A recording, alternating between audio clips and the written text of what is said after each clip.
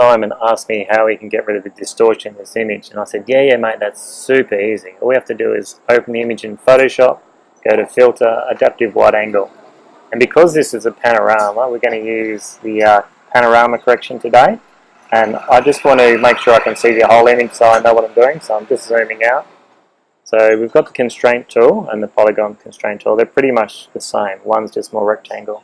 The first thing we do is we find a straight edge. So I click here and I take it up to here and click again, and that's going to create a straight edge. We do the same here. So it's just a matter of clicking and finding all these edges.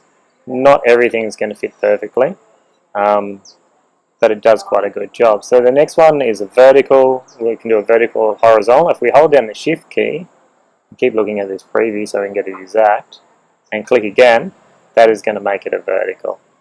And we just keep going like this till we actually find all the straight edges in the image, and we can make this image look a hell of a lot better. And then once we're done, all we have to do is crop it.